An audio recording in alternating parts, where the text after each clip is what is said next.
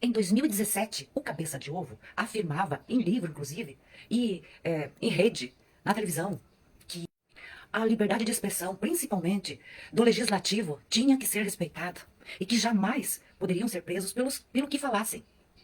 Do que você chama isso, já que hoje em dia isso se tornou um crime? Haja visto o Daniel, entre outros, né, que tiveram que, né, estavam lá presos, outros que estão fugidos do Brasil, tiveram que fugir, ou fugiram, ou se teriam o mesmo futuro do que o Daniel teve, preso por tempos e tempos. Isso é o Brasil. E tem gente que defende, diz que isso está certo. A nossa Constituição foi totalmente usurpada, transformada, da forma ao bel prazer dessa pessoa cabeça pelada. Ele criou o seu próprio modo de enxergar as leis da Constituição. E ainda diz que isso é democracia, e que isso é liberdade, que isso é soberania, que isso é Estado de Direito democrático. Democrático de direito? Será que é? O que você acha? Desde até antes da Constituição do Império de 1824, o sentido usual da imunidade parlamentar processual em relação à prisão é claro: somente permitir o afastamento do parlamentar do exercício de seu mandato conferido pelo povo em uma única hipótese: prisão em flagrante delito por crime inafiançável. Agora veja, sem trânsito em julgado naquela época. E aí ela teve que fugir, assim como outros. Veja. As imunidades parlamentares não podem realmente ser interpretadas extensivamente, mas não podem ser reduzidas, não podem ser ignoradas, não podem ser desprezadas, não podem ser interpretadas a partir de meras normas ordinárias, invertendo exatamente o que é uma garantia do Estado democrático de... Fala na maior cara de pau, como se ele nunca ele mesmo tivesse falado o contrário e tivesse escrito em livros e dado aula sobre isso. Como também lembra outro importantíssimo autor norte-americano, Roscoe Ponds, não há e não pode haver poder sem limites, nem mesmo o Supremo Tribunal Federal. Nem mesmo o Supremo Tribunal Federal. Que a democracia não permite que seus agentes disponham de poder absoluto e sejam como os imperadores romanos orientais, isentos das leis. E hoje ele mesmo age como um imperador romano, sem limites. Ele cria as leis, ele desfaz as leis como for preciso na hora para satisfazer seus amigos que estão no poder. É tudo o que for preciso fazer, até usurpar a lei. Esse perigo de confundir a interpretação constitucional, o ativismo judicial, com a inventividade, ou o poder de apreciação, ou a própria criação de legislação por parte do poder judiciário, já fora alertado lá atrás, alertado por John Locke, quando afirmou que quem coloca a sua própria vontade no lugar das leis, que são a vontade da sociedade expressa pelo legislativo, acaba por alterar o legislativo. E todo aquele que introduzir novas leis sem ter sido autorizado pela escolha fundamental da sociedade e dessa maneira subverte as antigas leis, renega e derruba o poder pela qual foram elaboradas. E desse modo acaba por estabelecer um novo poder legislativo. E o que ele está fazendo agora? Usurpando os poderes do legislativo, criando suas próprias leis. Que, aliás, criar lei é prerrogativa de quem? Do legislativo, não do judiciário, que é para fazer cumprir as leis. Só analisar e fazer cumprir, ou que sejam cumpridas, como está na legislação. O objetivo da separação de poderes não é evitar atrito, mas garantir o povo contra a autocracia, por meio de atrito inevitável, isso sim, resultante da distribuição dos poderes governamentais entre 3 departamentos, legislativo, executivo e judiciário.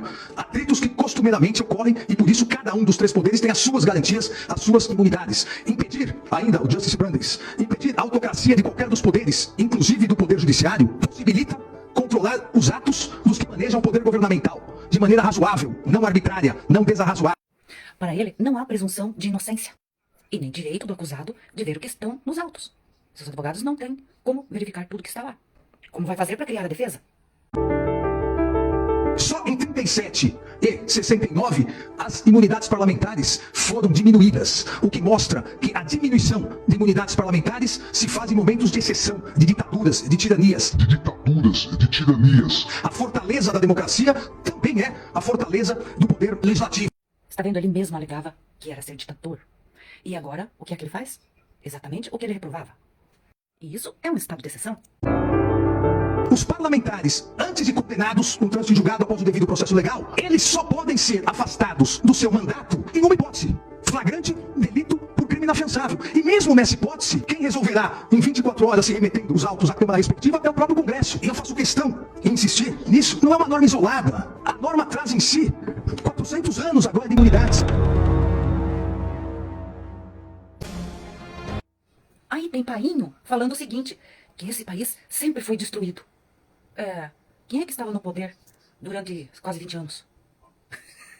Ele tá falando dele mesmo? É, porque os 4 aninhos lá do ex-presidente praticamente não contam, não é? E pra surpresa geral da nação, vem a Globo e ainda desmente as coisas que ele falou, né? Porque ele disse que o país está num bom momento financeiro, econômico. Porque esse país foi semi-destruído.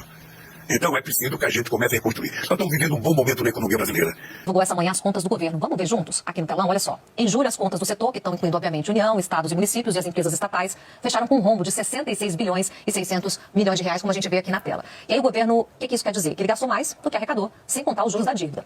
Quando a gente faz uma comparação com julho do ano passado, o déficit mais do que triplicou. Olha ali o tamanho, 21 para 66. A dívida bruta brasileira subiu para 77,6% do PIB. Segundo o Banco Central, isso aqui aconteceu porque o governo pegou mais dinheiro emprestado e pagou, então, mais juros sobre a dívida. Agora, vergonhoso e triste mesmo é a gente ver uma má administração que quebrou uma estatal ser premiada com 6 meses de um salário, né, 6 meses sabáticos de um salário de cerca de 50 mil por mês, sem trabalhar. É, porque ele optou sair da direção dos Correios. E para isso, ele ainda ganhou, o churrasqueiro do Lalau ainda ganhou esse prêmio. Além de ficar 6 meses sem trabalhar, ganhando 50 mil por mês. E você, funcionário público, que às vezes ganha 2 salários mínimos, né? Você, professor, né? Que teve que estudar muito para estar aí no cargo, que ganha 3, 4 mil reais, 5 no máximo. Não é? É, você que continua fazendo... cria vergonha na cara, cria. Sai dessa Matrix, já tá feio. Dos Correios, Fabiano Silva dos Santos, conhecido como churrasqueiro de Lula, vai receber mais de 300 mil reais depois de pedir demissão da estatal. O pagamento foi autorizado pela Comissão de Ética Pública da Presidência, que considerou haver conflito de interesse no novo cargo de Fabiano. Ele foi contratado como consultor pelo escritório do advogado Marco Aurélio de Carvalho, do grupo Prerrogativas. A quarentena remunerada vai durar 6 meses e cada parcela terá o mesmo valor do salário de presidente dos Correios, 53 mil reais. Durante a gestão, Fabiano Santos concedeu reajuste de 14% no próprio salário e deixou a estatal com um rombo de mais de 7 bilhões de reais, o maior da história dos Correios. Marcília, agora como prêmio de consolação, vai ficar 6 meses em quarentena, sem trabalhar, recebendo 300 mil reais. Vai, Brasil. 300 mil reais em 6 meses com o prêmio por ter quebrado os Correios. É uma bela de uma... É o churrasqueiro? É o churrasqueiro. Não sei se o churrasco dele é bom, mas a gestão dele me parece caótica, né? E ao invés da gente responsabilizar essas pessoas, elas são premiadas. Já está errado a colocar essas pessoas que não têm capacidade técnica para esses cargos em cargos tão relevantes, né? Aliás, quem nomeia pessoas sem qualidade técnica para cargos públicos relevantes deveria também ser responsabilizado. Aquele que nomeia e aquele que executa de forma atrapalhada, para dizer o mínimo. Então a pessoa agora quebra os Correios e sai ainda com um prêmio. Sabático de 6 meses, diga, Augusto. É típico, é um comportamento típico de ladrão, né? É o Lula sendo Lula. A gente falava aqui durante a campanha que o Lula não abre mão, nenhum ladrão abre mão de algum cofre que esteja por perto. Eles não veem as estatais, eles veem os cofres, o dinheiro que ela movimenta. Os Correios estavam prontos para a privatização, eles estavam dando lucro no governo Bolsonaro. Estava tudo bem, o Lula, não pode privatizar.